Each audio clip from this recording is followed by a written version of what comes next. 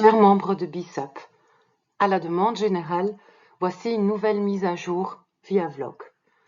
Dans cette édition, j'ai le plaisir de vous présenter le nouveau président, vice-président et trésorier de BISOP, mais je dois également vous annoncer de mauvaises nouvelles concernant plusieurs dossiers relevant de l'article 8. Nous avons en effet reçu de nouvelles informations sur la réunion du 13 mai entre la Commission européenne et les États membres. Et finalement, je vous invite à venir nous rendre visite sur notre stand à Vitafood à Barcelone la semaine prochaine. Tout comme les cardinaux, les administrateurs de BISOP se sont également réunis en conclave la semaine dernière.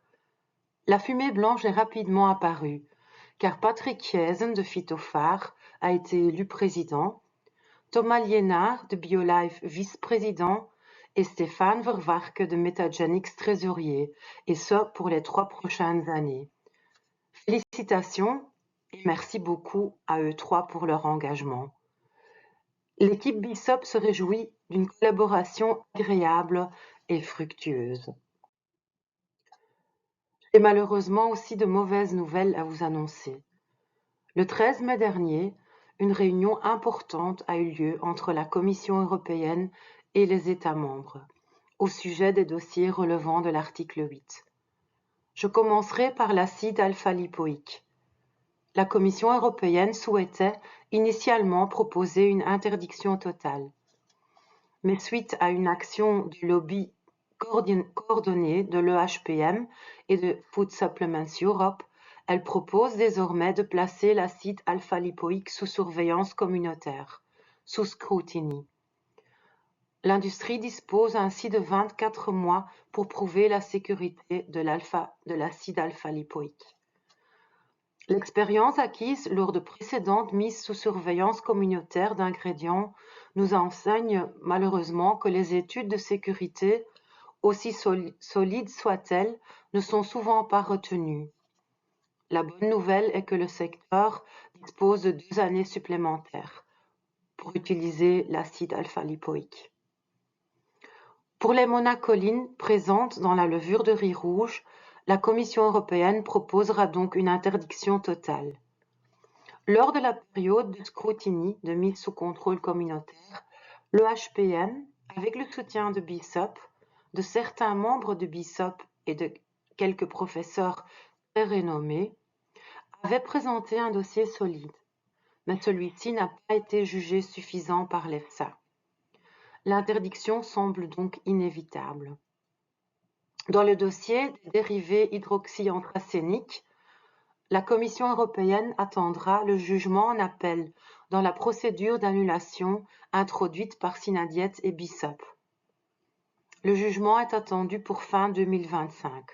Vous vous souvenez qu'en première instance, nous avions obtenu gain de cause, mais que la Commission européenne a fait appel pour des raisons stratégiques, n'est-ce pas? Enfin, les catéchines du thé vert. C'est une surprise, une mauvaise surprise, car lors de la mise sous scrutiny, sous contrôle communautaire, aucune étude n'a été fournie pour démontrer la sécurité du thé vert. La Commission européenne va donc proposer une interdiction totale des catéchines du thé vert. EHPM et BISOP proposeront à la Commission d'attendre le jugement en appel dans l'affaire des HAD, car celui-ci clarifiera notamment la signification du terme préparation. Nous continuons à suivre ces dossiers pour vous et nous ne manquerons pas de vous tenir informés en temps utile.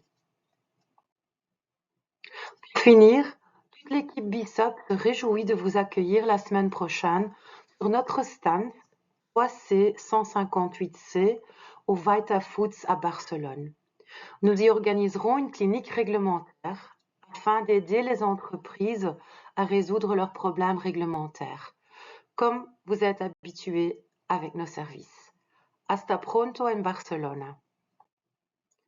C'est tout pour cette édition. Vous souhaitez rester informé, jetez régulièrement un œil à nos messages WhatsApp. Saviez-vous que la fonction recherche vous permet de retrouver toutes les publications sur un sujet donné?